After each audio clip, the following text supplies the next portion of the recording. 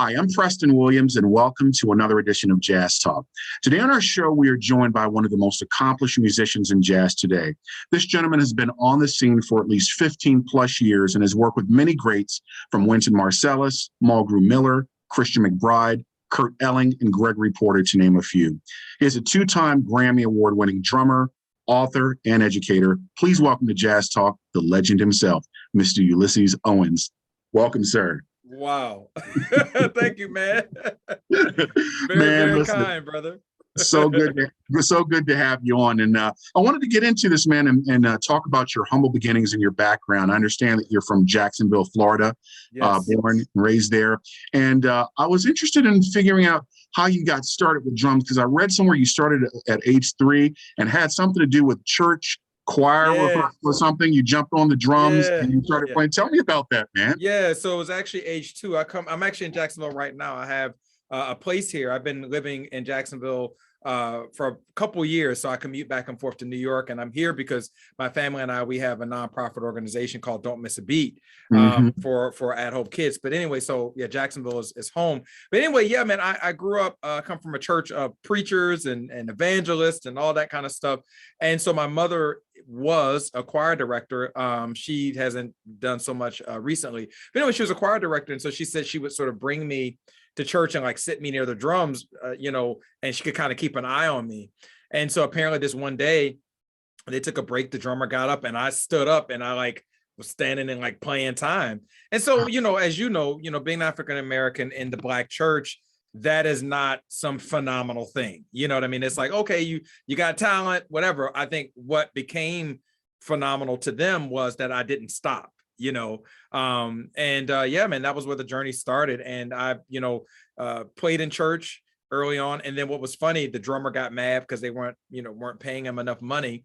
So by the time I was 8 or 9, I was the drummer for the whole church. So like I had, youth choir, I played, for 3 adult choirs, I played for all the revivals. And so I tell people, the idea of responsibility and the idea of, being faithful and learning how to be a good steward over your time and be responsible. I learned that at 8 because my mother would say to me, I'd be like, oh, I don't feel like going to church. She's like, you want to let down the choir and the so-and-so and the so-and-so. So I understood that my role as a drummer was important, but furthermore, the responsibility and the blessing behind being a drummer and at such a young age for a large ministry was great, and it helped me to really take things very seriously early on. Yeah. Now tell me about the situation that happened with you. Supposedly you were having problems with your grades or something like that. Your dad took your drums and put them in the attic, and you had a fit. Man, you do your research, brother. I always say to people, my parents are disciplinarians, but they didn't have to do a lot of the as we say, spanking or whatever. So this particular day, man, I was having some issues with grades and stuff. And later they found out that there were some learning disabilities that I overcame, but this wasn't a disability. I just didn't do the work. And so my father found out. And so he didn't hit me or anything. He went straight in the drums, straight in my room, because I had a drum set next to my bed. And he started breaking down the cymbals and the stand. And man, you would have thought someone was stabbing me. Like, man, I was screaming, and my mother was like, see, this is what happens, And so my parents always understood like what actually mattered to me. So so anyway, he took the drums, my father, and he broke them down. And not only did he move them, he put them up in the attic. So I couldn't even sneak and get to them. And I remember them saying, you get your grades together, we'll pull them down. And I always say, I got my grades together, and they never had to put my drums back in the attic. Beautiful. That's a wonderful story, man. So, I guess as you're growing up, honing your skills as a teen, because pretty much, I guess you were pretty much listening to R&B and I guess, gospel music, but you heard an album by Miles Davis, Milestone, that turned you Philly Joe Jones. What was it about his playing that got you, Ulysses? What was it about that recording that made you go, wow, Yeah. So to preface that a little bit more, so I come from a very musically diverse background in that my mother, as I said, is all gospel. So we used to laugh because, my dad's nickname starts with a B. So literally his CD collection had a B on it. And we used to say it was bad because it was all R&B and soul, and hers was G for Gwen, but we would say good. So it was like the good and bad playlist. But my father was also really into the Crusaders. He was into Ramsey Lewis. He was kind of like a borderline jazz, but really more of like a lot of guys that grew up. He was in the military in the 70s, you know, so he had this really eclectic taste of old school music, but he's a fan of live music. And then my mother, who loves live music, but it's gospel. So I've been listening to that. And then my cousin, actually about 13, I got exposed to jazz, but it was through actually an Oscar Peterson record. And so again, I started, you know, I started hearing about this thing called jazz. I even did I saw when I cleaned out a room the other day, I actually did a book project on Miles Davis's Bitches Brew, like when I was in elementary school. But that wasn't when the bug was hit me. Long story short, I started checking out Yellow Jackets and basically anything that came through to the Jacksonville Jazz Festival. That was kind of how I started checking it out. But I met John Raleigh at 16 because I knew I wanted to move to New York for college. So I went and visited him and he heard me play and he said, man, Ulysses, you're a very talented kid. He said, you know, you got chops together. He said, but I have to be honest with you. He said, if you were to audition for my school, I would not be able to let you in. And I said, well, why? He said, because you don't sound like a jazz drummer. And I said, okay. I said, well, how can I? He says, well, to your point, which you brought up in the interview, he says, go get this record. It's called Milestones by Philly Joe. And I said, well, what else? He said, just start there and I think you'll be okay. And I will have, you know, full circle moment. Last week, I got a chance to play at PASIC. I did a clinic on jazz brushes and John Raleigh came to see me. It was 22 years since I had seen him and he gave me that. And I said, John, I guess the Philly Joe record worked out. And he just, you know, he laughed. But what, to your point about what I heard, I think what I heard immediately was the swing. Philly, you know, not to get too nerdy, but when you get into playing ride cymbal patterns, which for those that don't know, it's just, you know, spang, spang, galang, spang, galang, right? Well, Philly has such a pronounced spang-a-lang, particularly on 2 and 4. So like ding, da, ding, ding, da, ding.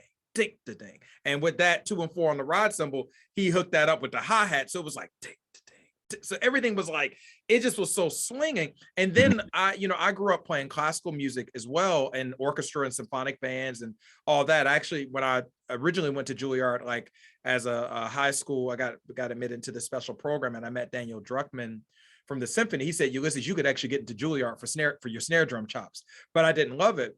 But what Philly had, what made me bring that up, is that Philly had this technique in the snare drum. Like, yeah, he's swinging, but the things that he's doing on the snare drum are likened to one of the greatest, you know, snare drum players in any orchestra. He had real clean chops. And so the clean chops with the snare drum, his vocabulary and the rudimental stuff that I've been hearing, plus this pronounced ride cymbal pattern. And then the music felt great. It was really like the 3 drummers that were probably the first that were instrumental were Philly, Elvin Jones, and Jimmy Cobb. So that was like, okay, the sound of jazz drumming for me. And that became my North Star until Lewis Nash, which you brought up earlier. And the thing I tell people all the time, living in Jacksonville, Florida, is a big city, but particularly then we did not have a lot of people coming through outside of the jazz festival. So the way that I got to check out music was I would go to the library every week and I would download CDs. That's back when you put the CD in your computer and you download MP3s. Long story short, I went one day and I found this J.J. Johnson record called Let's Hang Out. And on that record is Lewis Nash and Victor Lewis. And you know me, I'm a kid, I'm like, oh, that's interesting. 2 drummers with the name Lewis. I put it on and I hear Lewis's tom, like he does this thing, you know, his, you know, like really crisp.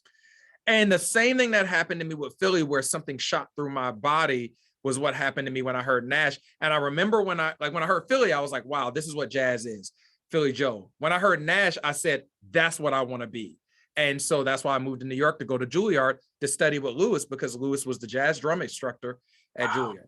So anyway, that's kind of the journey. That's beautiful, man. Thank you, for sharing that. Yeah. I know Lewis, as I said, was very instrumental early in your career. Now, tell me about your relationship with the great Mulgrew Miller, who had a huge impact on you. You guys were very close, right up until the time that he passed. And I've been hearing the same story over and over and over, Ulysses, from countless musicians. Yeah. Mulgrew Miller. Tell me how you guys met and just what you learned from a giant like that. Yeah, I mean, it's interesting. Mulgrew is one of those people that if you talk to any jazz musician, particularly like my age, I'm 38, like most of us that are between like 30 and like 45, and particularly, if you just love the music, black, white, no matter your race, and you were in New York during that period of time that Mulgrew was alive, he had an impact on you, because Mulgrew was like he was the sage for all of these young, or really the griot for all these young musicians, and I think it was because of what happened to him. But anyway, I met him, which I will tell that story in a second, but I met him at Juilliard because at the time Juilliard's program had an improv course, a jazz improv course. And instead of one teacher, Victor Goins, incredible, brilliant educator, he had the idea to bring in a guest artist every week to teach jazz improv. Wow. So every given week we had Buster Williams, Charles McPherson, Jimmy Cobb, Christian McBride, Renee Ross. I mean, every week. So at the third week of class, interesting enough, my third week of being in New York City, Mulgrew Miller was the guest. You know what else was that third week? Was September 11th. Oh, so wow. I meet Mulgrew Miller September 11th, and he couldn't finish his class because, they shut everything down. Well, They bring him back. He comes back, and we start playing tunes, and Mulgrew's just like, he's just like looking at me, he had that stare. And I'm like, man, nobody's ever really given me this kind of attention, like musically. So anyway, he comes over to me and he grabs my hand. And if you ever, you met Mulgrew? Oh, I met Mulgrew, about 30 years ago. He had them big hands, yeah. so his claws like gripped my hand, and he said, you got to make it dance. You got to make it dance to the ride cymbal. And I was like, oh, I don't know what that means. So I was so honored. I went up to him afterwards. I said, man, Mr. Miller, can I get your email address? He said, absolutely. So, me, I emailed him that day or that evening. I said, thank you for everything you said. If there's ever any advice that you'd like to share with me, I'd be happy to hear it. That began our relationship, Preston, for the next 12 to 15 years, because it literally what started was he said, Ulysses, go pick up this record. And I would go pick the record up. I'd listen to it a bunch of times, and I'd send him a little essay. I'd be like, Mr. Miller, I really like that record. I learned this, and this from it. He'd be like, great, go listen to this record. Then Mulgrew started picking me up from school. He would pick me up from school some days, and he'd say, hey, Ulysses, I'm going to come get you around 3 or 4 o'clock. And he would take me to Euphoria Studios on 28th Street. And he would sit in the room with me and a ride cymbal and piano, and we would play duo. Oh, wow. And he would say, oh, he would play a tune, and then he would stop. He would say, all right, you got to accent on this beat. You got to accent on that beat. And then he started telling me stories about Art Blakey and stories about Tony and Roy Haynes. And so he was my musical father. And then he became really close to my biological family. And he would come visit Florida. He would hang out with us, and we would, have soul food gatherings. I mean, so I had Easter dinner with him and his family. I've known Leilani, who's now like in her 20s. I've known her since she was like 8, so he became this really incredible being. But I have to say, this probably is the most poignant thing that Mulgrew Miller showed me. Mulgrew showed me that you could be a great musician, and this is no offense to anybody that drinks or whatever, but he showed me that you could be a great musician. You didn't have to drink, you didn't have to smoke, you didn't have to get high, you didn't have to be a womanizer or an abusive person. Like, you didn't have to be a lot of these sort of stereotypical things that were attached to kind of our earlier generation of jazz patriarchs. You have like these, especially these biopics that they make where they show these musicians being amazing, but then kind of like they can't hold their life together. Right. And Mulgrew was like the first person I met that let me into his life. And he was like a normal guy. Like I would go to Eastern Pennsylvania, and we would go to the grocery store together. Like, his wife be like, Mulgrew, get the bread and get the this. And he'd bring it home and help cook dinner. And then I'd see him at the Vanguard. So I think he was the first person that showed me you could be a decent human being and a great person, and you can also be this really incredible, prolific jazz musician. And he would call me from the road and stuff. So he even to this day, I hope to be the mentor and the person that Mulgrew showed me that he was. So, yeah, beautiful cat, man. Probably the greatest pianist of his generation. He was arguably, but never really got his due. Never really got his due. But yeah, Mulgrew, I can't talk enough about him. So yeah. Tell me, how did you hook up with Wynton Marsalis, man? Juilliard. I mean, but Wynton, I always say this, and a lot of people, are jealous of Wynton, but Wynton, a lot of us in jazz, particularly in the last 30, 40 years, we owe a lot to him. Because of his influence in jazz music and jazz education. But he came to Jacksonville, Florida, or I should say kind of a suburb of Jacksonville North, which is Fernandina Beach. he came there and he played a concert. So that was like the first time I saw him live. And I was like, dang, man, like this guy's walking across the stage, his suit on, like, and speaks well, incredible. So that was like the first time I saw him. But then, yeah, I got exposed to him at Juilliard because even though he didn't teach or wasn't running the program yet, the program was really his baby and his idea. Mm-hmm. So, yeah, man, I met him, you know, after being in New York, and I mean, that was it for me. I mean, what an example. You know, I always say, like, especially the person I am now in terms of like business and music and entrepreneurial stuff, I owe a lot of that to Wynton and McBride. Wynton showed me what was possible, and then McBride showed me not only what's possible, but how to like expand it, you know? So yeah, Wynton is incredible. Yeah, I met him through that, and now he can't get rid of me. Now he's hired me at Juilliard. So. Yeah, that's right. I was reading about that later on. I guess what, 2016 or so. He recommended you or something to the faculty. So that's beautiful, man. Like I said, you're an educator too. I'm curious how you hooked up with the great Kurt Elling. And I'm going to be honest with you, Ulysses. That show that you guys did in Germany in 2011. That Berghausen? Was that Berghausen? Oh yes, man. I love that show. And you did an incredible drum solo. When he hit that last tune, Golden Lady, you did an amazing drum solo. And it was so amazing that Kurt was just looking at you. And after you finished, he just started laughing. He's like, wow. You know, you could tell he was like blown away. Then he went into looking. Yeah, right. Well, you know, man, Kurt. So Kurt is like my big brother, man. I mean, he's another one, like Mulgrew showed me, that you could be like a good person and a family man and also like be on the road. Like, he's very active with his family. But anyway, I met him through, this was like I feel like I caught the tail end of like the golden age of jazz. So I don't know if you've ever heard of a woman by the name of Marianne Topper. Have you heard of Mary? So Marianne Topper was one of the great jazz managers. She is responsible for Diana Krall, Joshua Redman, you know, McBride, many careers, Jane Monheit. I mean, she wasn't as a legend. But anyway, Kurt was right in this period where he had just made the record Night Moves. He had switched from Blue Note. He had gotten with Verve. And so Willie Jones Jr. was in the band. So at that time, one of the first people that hired me was the great singer Alan Harris. You know about Alan, right? So Alan hired me years ago at Jazz Aspen. So I've been working with him off and on. At this time, I think we're around like 2008 or something like that. And so I'm playing Dizzy's Late Night with my trio. And Alan comes up to me. He says, hey, Kurt Ellen's looking for a drummer. And I told him he should call you. And to be honest, I knew who Kurt Ellen was because, I mean, he's famous, but I didn't know his music that well. So I was like, okay, but I didn't believe Alan because I was like, really? You talked to Kurt Elling and like, you mentioned me, you know? 3 months later, Brian Quinn from Jazz Tree Management calls me, Marianne's company, says, Ulysses, this is Brian Quinn at Jazz Tree, and Kurt Elling has a date in Kalamazoo, Michigan, and we would love to know if you would play. And I was like, what? Like, no. So anyway, so I'm like, yes. So I happen to be in the Midwest, so I drive there. Kurt was incredible to me, very nice. And Lawrence Hobgood was still in the band. So I always say to people, it was the last day, which is, me and Kurt are really close because of this. It was the last day of the original Kurt Elling band. Rob Amster was on bass, Kurt Elling and Lawrence Hobgood, like straight up, like old school.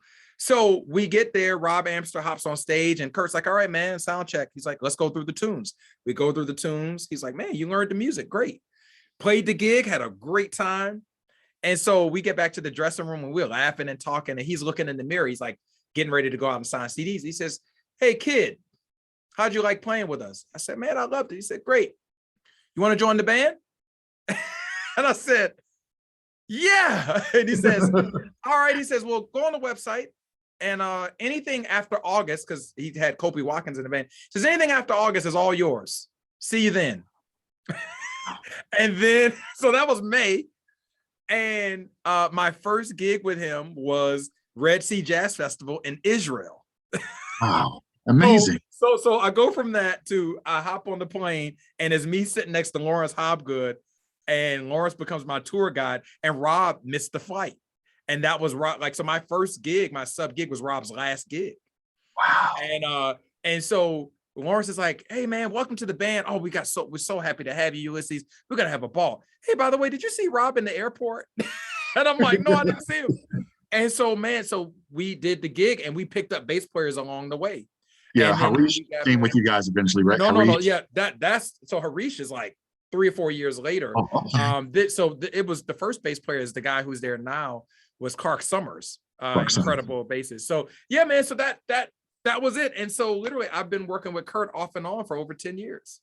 You know, it's incredible, Ulysses. And then you got your first Grammy working with him under Dedicated to You, right? In the first 6 months, Preston.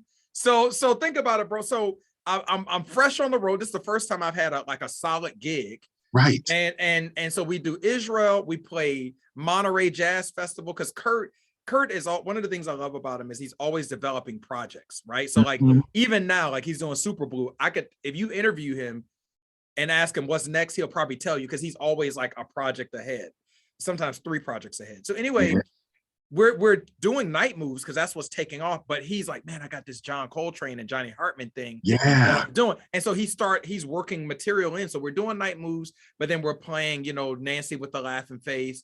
We're playing all this other stuff. And then we got this Jazz at Lincoln Center gig at the Allen Room. So Marianne had the brilliant idea. She said, okay, you guys are going to play the Allen Room and we're going to record it. And so that happened, I want to say like that December or maybe that next February, it was somewhere within the first 8 months. And man, we recorded it. And I didn't know anything about the Grammys. I mean, I knew them as a kid, but I didn't know anything. And so that following, I never forget, I was eating like at this Chinese restaurant, and Lawrence calls and he says, hey man, we're going to the Grammys. And I was like, hold on.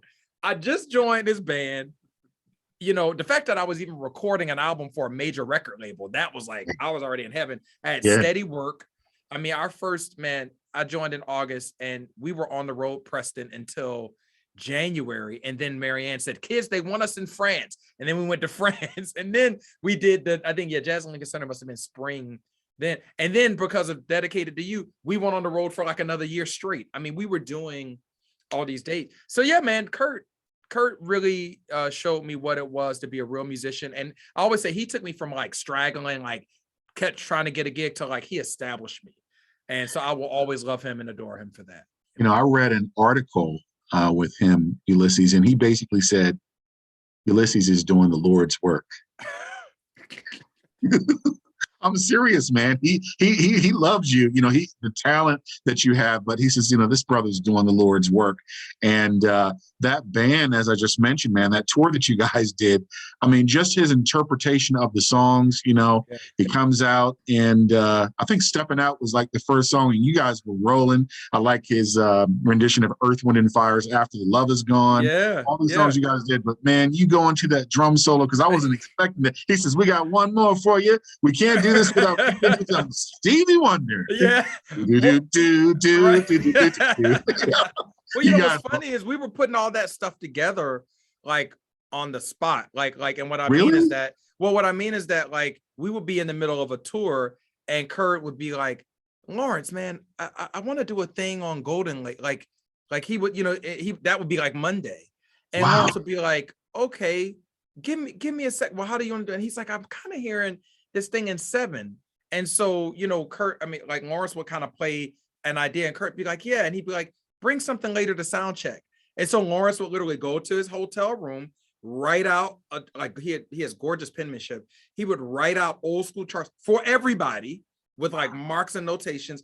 And we would try to sound check. And so like we would work, like, so Kurt would be like, I don't like that tempo. What if you play this groove, or what if you hit this drum?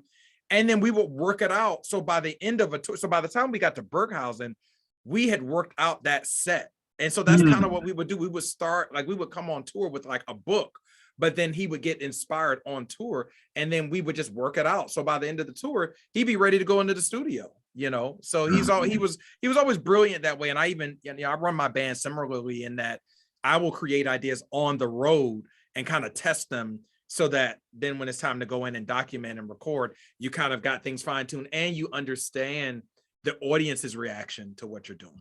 So. Yeah, yeah. And he and Lawrence Hopgood, I mean, those cats have been together almost 30 years. He's like, my collaborator of 17 years, Mr. Yeah. Lawrence Hopgood. Yeah. Well, Lawrence Hopgood. Lawrence, so my last, so I had a break in Kurt's band because Yeah. when I started working with Christian's, which we could talk about that at some point, but Christian's thing started out as just me subbing, and then it became, I'm building a band around you. And so when it became, I'm building a band around you, and then it was this trio, that's when even Kurt was like, bro, you can't pass that up. He was like, an opportunity to be in a trio with one of the greatest musicians that will probably ever play that instrument. He was like, go, like, he was like, this is family. You're always welcome here. So I kind of was with Kurt about 4 or 5 years, like exclusively. Then I went with Christian and finished probably, 4 or 5 years with him. And then Kurt was like, hey man, I heard you left Christian's band. And then he asked me to come back, So yeah, so it was really a special kind of thing. But yeah, him and Lawrence, my first kind of break, they parted ways because Lawrence had all these other things he wanted to do. And then it allowed Kurt to bring incredible musicians on the road with him. And now he's got this great young pianist, Stu Mindeman. Man, I just saw Kurt a few weeks ago. He was hitting it, man. Can't make it with your brain and some of these songs. Oh yeah, that Super Blue record is killing. This is really different, man. Was Nate on the gift? Was Nate Smith on that gig? They were killing it, man. And listen, I'm speaking of Keystone Corner. I missed you. I think you were there last year, weren't you? No, I got canned. I got canned because of COVID. I was supposed to be there. I was supposed to be there like April or whatever. But we've actually scheduled. I think we're trying to get it back on the books for maybe April of 22. I'll look forward to seeing you. I saw your name on there. I says, man, I gotta see Ulysses. Yeah, because I saw that schedule, and then I guess it disappeared or whatever. But speaking of Christian, you were talking about him, one of the most prolific bass players of our time, and you get another Grammy with Christian. Was it feeling good or something like that? That recording? Yeah, bro. So again, that's why I tell people all the time, and I, knock on wood, Grammy nominations come out Wednesday. I'm hoping we can be very, very fortunate to grab one. But I'll tell people all the time that you can't create destiny. Destiny is created for you. And it's just your job to be where you need to be and where God says you're supposed to be, and it will happen to you. So yeah, with Kurt, we got nominated. I was just excited about that. And then we won. So then it went from Ulysses Owens, a random jazz drummer, to now Grammy winning drummer. I was like, what? Like overnight. Then Christian asked me, I was subbing for him for Carl Allen, and he says, man, do you play big band? Because he wanted to work on his writing for big band. And I said, well, man, to actually do Kurt Elling's gig, I went from having no gigs to in 1 week I got offered Kurt Elling's gig and the Count Basie orchestra gig. And I turned Count Basie down because Kurt had more work. So because Basie was like, we want you to join, we got 5 gigs, Right. So long story short, Christian and I were talking, and he says, so you play big band? I said, man, I turned down Count Basie's gig. He's like, oh, so you play big band? I was like, yeah, man. So he said, well, man, I got this gig at Iridium with my band. I want to work some stuff out. Would you do it? I said, yeah. So we played the Iridium, and that was the second gig he ever did with his big band. And it went so well that Dizzy's gave us an opportunity to play and do a run at Dizzy. So we did the run at Dizzy's, and Mac Avenue was like, we want this big band. We go in the studio, we record, same thing. And I remember sitting in the listening booth when we recorded, and I was like, this is special. It's like this something about this album has a fire to it, and it's really special. Got nominated for a Grammy, won. So now it's multiple Grammy award winning drummer. And I never thought I'd win one. I didn't even, it's like, that's why I say, like, what I've always wanted though, is I've always wanted to be a great drummer, and I always wanted to be a musician that did great things. So yeah, man, we did that with Christian, and then Christian creates the trio. And the first trio, people don't realize, the first trio was Gerald Clayton and myself. Then it was Peter Martin and myself, and then Christian Sands came in. And I always say that Gerald Clayton is one of my favorite pianists, and Peter Martin, I adore him. When Christian Sands joined the band, it was like, it was the synergy. It was like I knew McBride and I had this special relationship and connection and bond. And when Christian came in, it was like the missing piece. Yeah. and we started making magic together. It for everything people, I always say to people, for everything you experienced, it was heightened for us, because what we have on that stage, it's the closest to a mind reader. Like I would literally play something on the drums and McBride would finish it on the bass, and then and he would play something and Christian would finish it on the piano. That what we had, I think, comes once a lifetime. You know what that sounds like, Ulysses?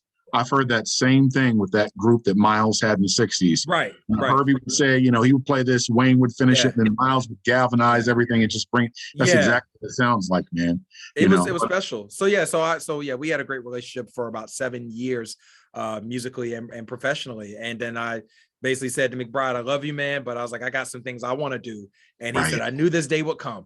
And he wished me well, as he always does. And so one of my dreams though is to do a reunion tour with the trio one day. It's gonna happen. It's gonna happen. But we'll see. But for right now, I got a bunch of stuff I want to do. So. And listen, man, you're also an author with some of the stuff that you've done with Soul Conversations, Jazz Brushes, and then you came up with this guide for musicians, their career, whatever. The musician's career guide. Yeah. Well, again, I go back to Kurt. Kurt showed me kind of the arc of like a career. Like he showed me in terms of like a body of work. So I look at like my career as an artist is very much akin to what I hope to accomplish that Kurt did in terms of his body of work. He was able to put a lot of things into the world. And as he changed, or as his inspiration changed, he had a project to document that. What McBride showed me was that you could be more than a musician. McBride is more than a bass player. He, when I would go on the road with him, he'd wake up, do an interview or something for, Sirius XM. Then he'd go do a lecture.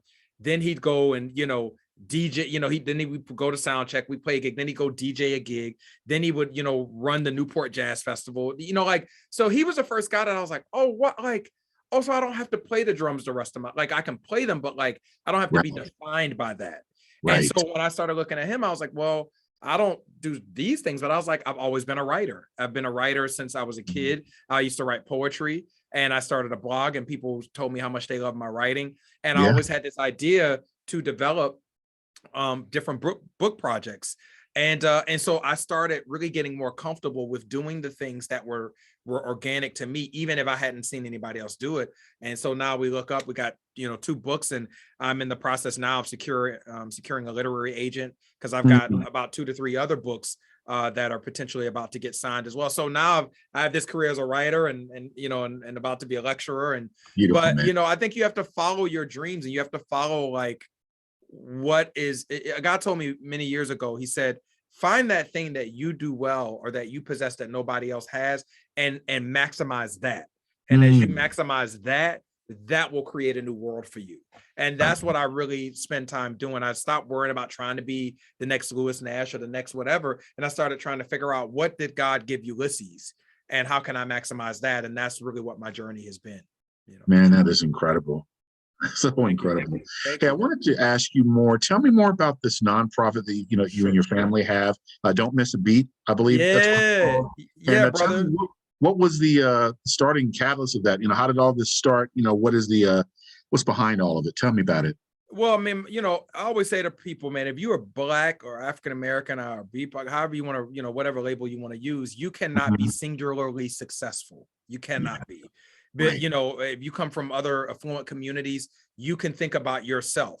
When you are an African American person, your success has to help your, son or your nephew or your, like our success has to carry multiple people, right? Because for us, like success sometimes skips over people, So anyway, so I've always had this inner desire for advocacy, just being a Black man in America.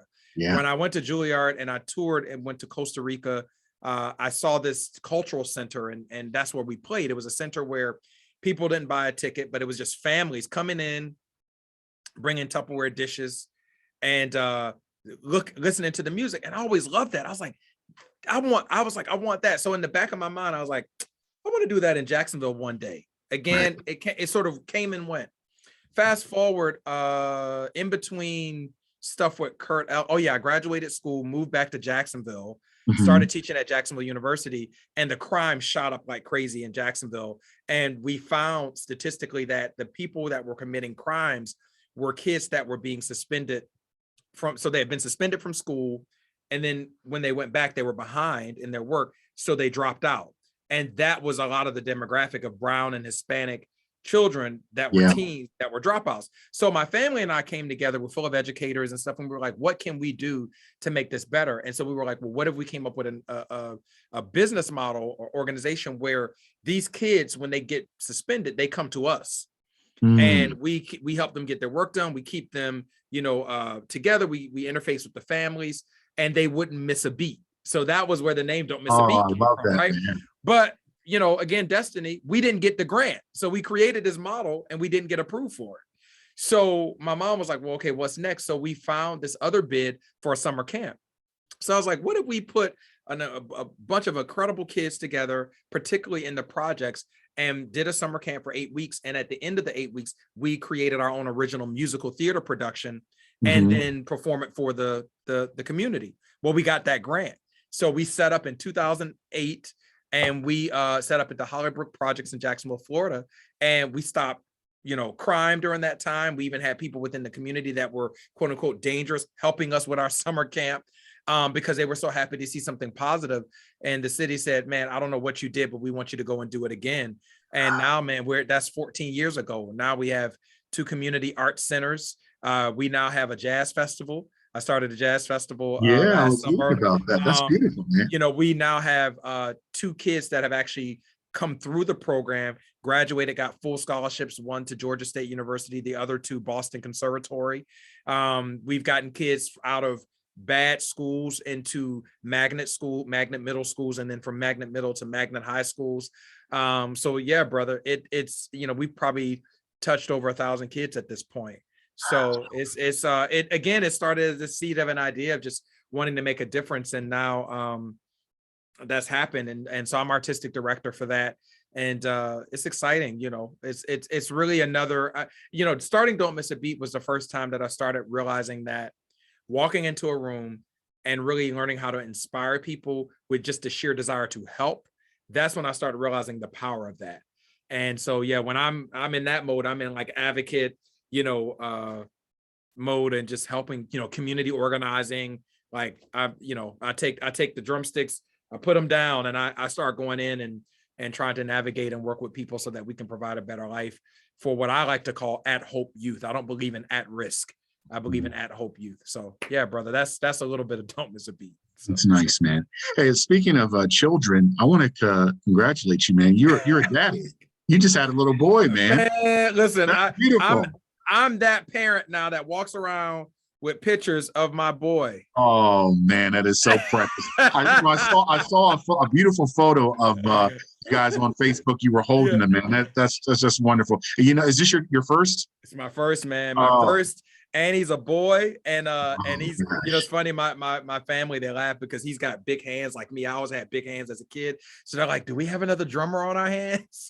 Or maybe a bass player. Right. So we'll see, man. The minute that he gets old enough, I have a studio here. I'm like, he's going to be surrounded by so much music. So I can't wait, That's beautiful, man. Congratulations. Thank you. Hey, of all of your recordings, I've been checking out some of your stuff, and I want to talk to you about your latest recording that came out this year, Soul Conversations, big band. Yeah. Smoking, brothers, smoking. I was listening to that over and over, and I love what you guys do with John Coltrane's Giant Steps and Michael Jackson's Human Nature. I'm like, wow, I've never heard it played like this before. I said, this is really something. And it was nice. And is Stephon Harris on that recording too? Stephon took care of, as Mulger used to say, natural business, man. Stephon has been an incredible mentor and resource to me. And when I was putting together the big band record, he and I have the same booking agent, Miles, Yeah. And so he was like, Miles was like, I think you and Stephon should work together. So I was like, Stephon, would you come and play a night with me? And he was like, man, I've heard about that big band and I would love to do it.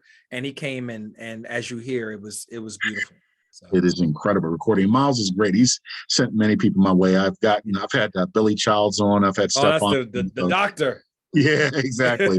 Exactly. But man, that is a great recording, and I wish you Thank much you. success with that. Just Thank you, excellent. man. Thank you, man. Now, I mean, sorry. I was just gonna say very no, no, quickly no. that was a labor of love.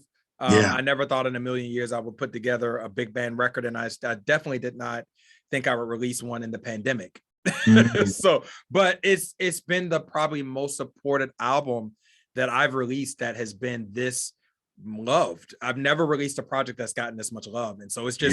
it's really a blessing to have that. So Yeah, it is. It's excellent. Now, in this last segment, I want to play a little game with you, man. I'm oh gonna, God. I'm gonna name. No, this is easy. I'm gonna name Okay. some musicians, pretty much drummers. There's no right or wrong answer. I just want you to say the first thing that comes to your mind when I mention Nice. these drummers. Nice. We're gonna start with Art Blakey. Powerful. Okay. Max Roach. Brilliant. Philly Joe Jones. Crisp. Yeah, yeah. Roy Haynes. Legendary. Yeah. Elvin Jones. Africa, man.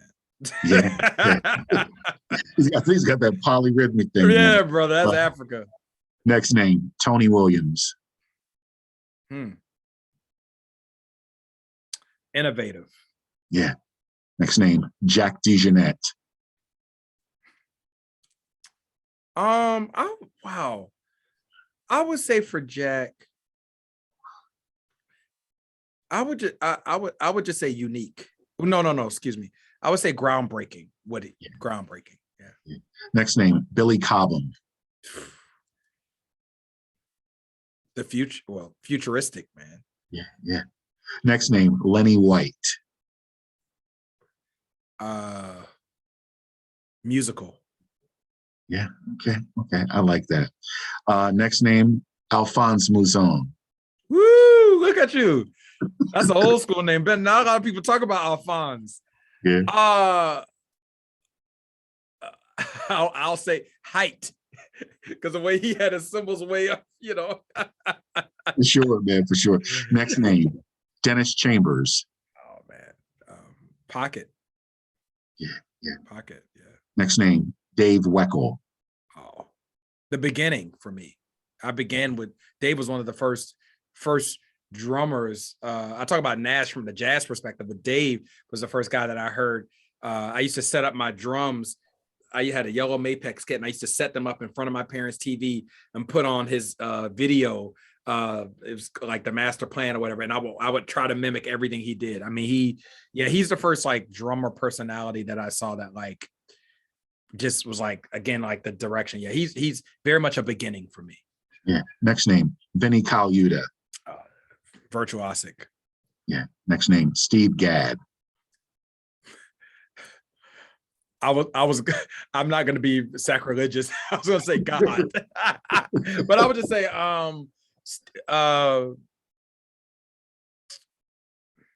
that's hard, man. I love Gadd so much. I think Gadd is just, that's a hard one. I would just say, for lack of a better imagination, musical.